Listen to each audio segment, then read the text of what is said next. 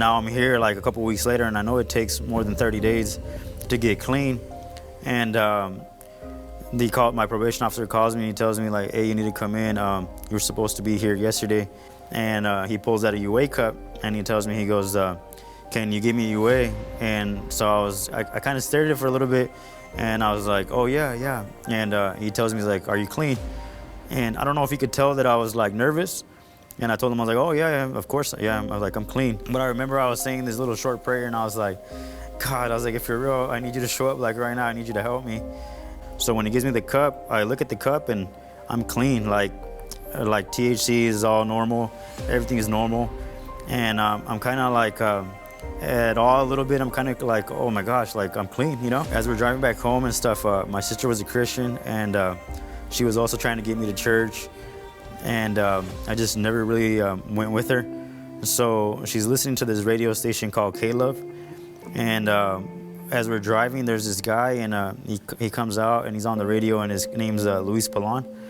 And he's talking about how in the Hebrew language there's no word for coincidence.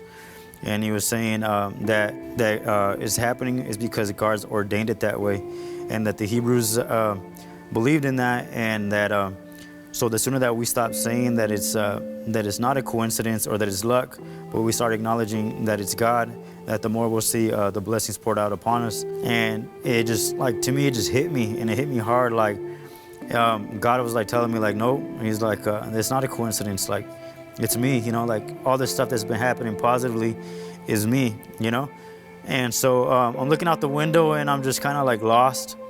And so as we drive home, I turn around and look at my sister, and I'm like kind of emotional. Now I'm just seeing God move, and like I could just see him, that he's all over me. He's kind of like pushing me to go to church, and he's like, I feel like he's just answering me. Like everything that I'm asking is just happening fast.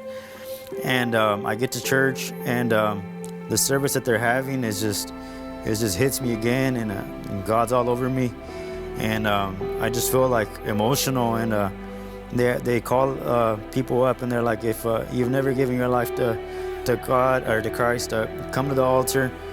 I'm just like emotionally broken, and I start crying at the altar. So I cut out like everything. I cut out healthy relationships, other friends and stuff like that. Like I go back and I kind of just go back into my word, go back into prayer, go back into having a relationship with God. And moving forward, I cut out doing tattoos, because I was doing tattoos as well. And I know that was something that God wanted me to cut out. So that was something that was hard for me, because I was making good money, and it was something I didn't want to let go, because as a kid I was always like drawing and doing art. So I ended up cutting that out too. And I already knew that it wasn't what I wanted, that it's what God wants. And that's what brings me joy, is doing what God wants. So that's what I decided to do. And that's what I'm going to continue to decide to do as I continue forward.